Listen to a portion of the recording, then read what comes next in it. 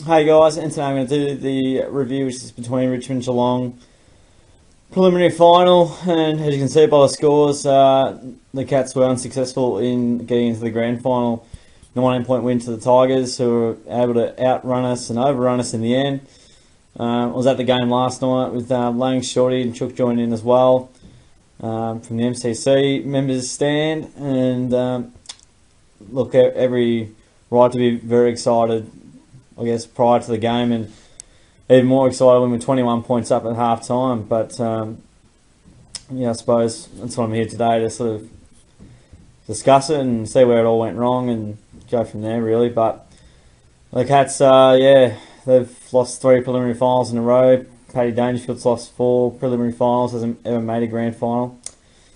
I don't think he ever will either, which is yeah, pretty disappointing, really. But yeah, we did a lot right, and yeah, we couldn't quite finish off the good work that we produced.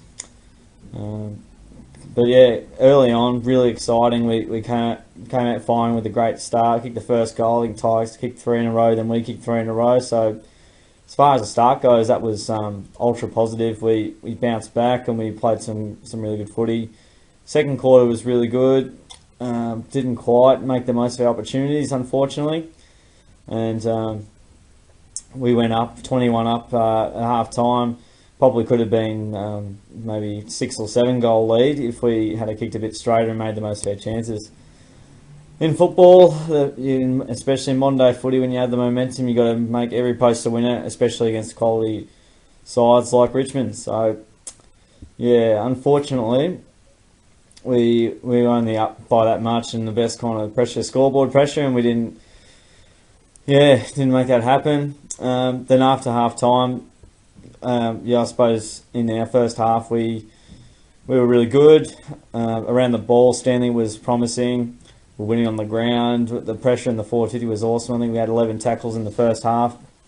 Yeah, inside our forward 50, so the pressure was hot and made really hard for Richmond to exit. They had to go long down the line and all those sorts of things. And yeah, we helped create and generate a number of turnovers, which yeah, helped in scoring. So yeah, so it was exciting early. Brian was exciting earlier, and after half time, yeah, you could see in the first few seconds, and you knew what they were going to come out and do. You knew they were going to come out breathing fire, because they weren't, never going to go down without a fight. So yeah, first few seconds, Stanley just has to get a ball to boot, or he has to get a handball, and he gets hold on the ball, which sets the tone for pretty much the rest of the night. Yeah, from there, Richmond had field position. They were dominant around the contest. They were just winning clearances at will. Our midfield just went to sleep. I don't know what happened. And yeah, we were found wanting at the end of the night. So yeah, they had some really good looks and some really easy goals out the back from poor turnovers and poor execution from our part. We were unfortunately not good enough under the pressure, and to be honest, I don't think any team would have beaten Richmond last night, and just further emphasises what it would have been like if we had Tom Hawkins out there. Dare I say, or dare I think of that, but yeah, if he plays, I think it's a much different result. I don't know if that means we win, but what I do know is I think we'd be in better stead to be closer, or we didn't probably kick, or even winning. He kicks 4 goals last week. 4 goals against the Tigers early in the year when Rance wasn't playing. And yeah, as you can see, the margin there. And I suppose just the way he structures it up and the way he brings other teammates into it. Henderson, obviously, he tried hard and he was just trying to crash the packs and kicked a goal, which was nice. Nearly missed, but yeah, he was just never going to replace him, and he's irreplaceable for us, really. We got more of the footy. We went down inside 50s, probably didn't give ourselves enough opportunities. I think we used the ball pretty well, but again, we just failed in those really big moments, unfortunately. So, no good there, unfortunately. Won the clearances quite interestingly, but there's clearances and there's clearances. I think early on, our must have been so dominant, and then eventually the Tigers, they came back and they were good. Plus 20 in contested possessions. That was really good. We were really good on the outside early as well, but then that seemed to taper off a bit later on in the piece when Richmond were getting some good looks at goal. 93 marks, that was nice, but yeah, the stats don't really matter too much. We didn't get the result, and we played close to our best, but we didn't play tough enough and hard enough for long enough, which is, yeah, what we see right now. I will say, off the top, though, Tom Lynch kicks 5 goals, and you've got your full back on the wing. What the hell are you doing? What the hell are you doing? You just lost us the game, Chris. He got into the All-Australian squad as a full back.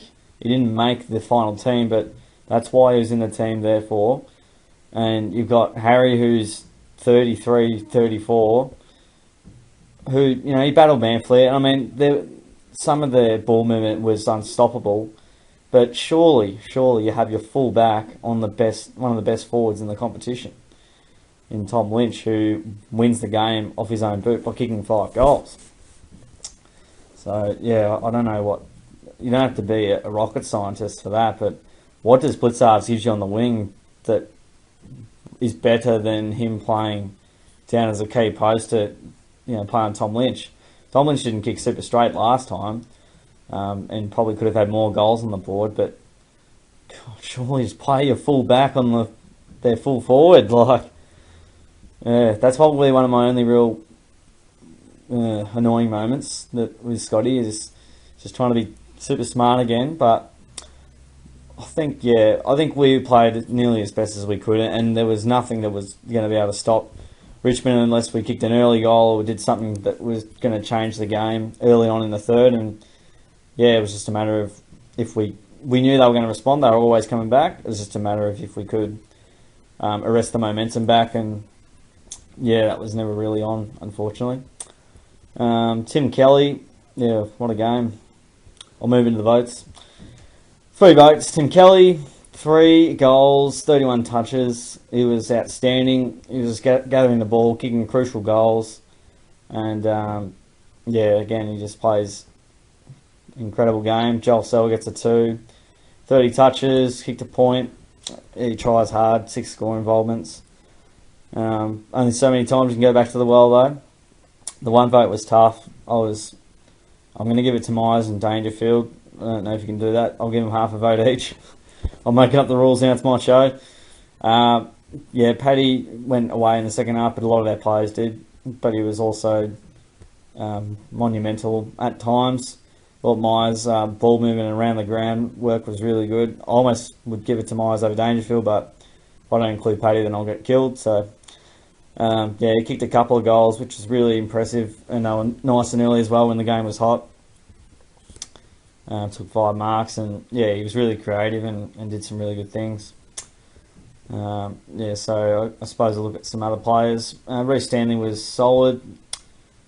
Again, he had some tough moments, which you'd like back. Tui was okay. O'Connor was good. Ablett, 21 on a goal. Yeah, that's okay for Gaz. Don't know if that'll be his last game ever.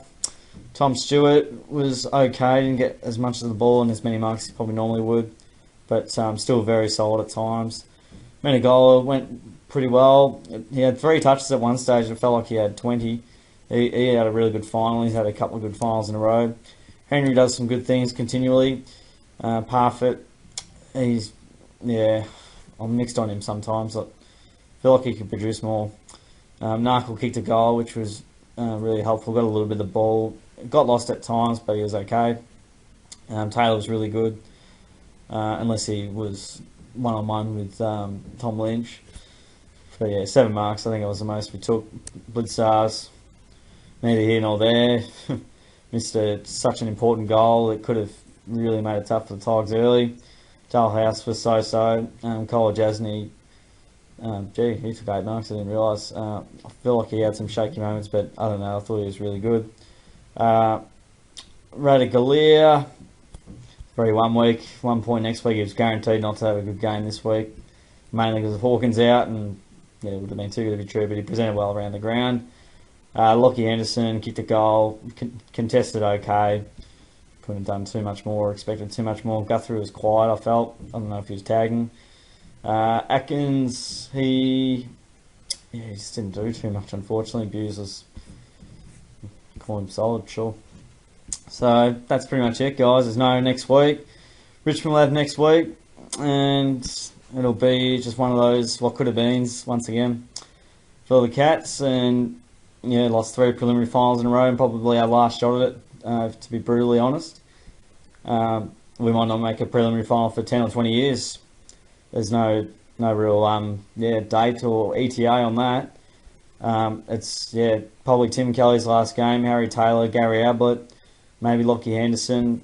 Joel Sellers probably got one more year. Tom Hawkins, he'd be probably in the next year or two, he'll be on the way out. I can't see, it'd take something crazy to good to be back in the top 4 again next year, but see what happens, guys. We'll see what happens. I'm sure I'll do a grand final prediction and tip there, but I'd say the Tigers are almost impossible to beat. So that's it, guys. Hope you enjoyed the reviews over this year, and appreciate you having on board. Subscribe away, like the video, all that good stuff. Really appreciate you watching on. I'll see you guys next time.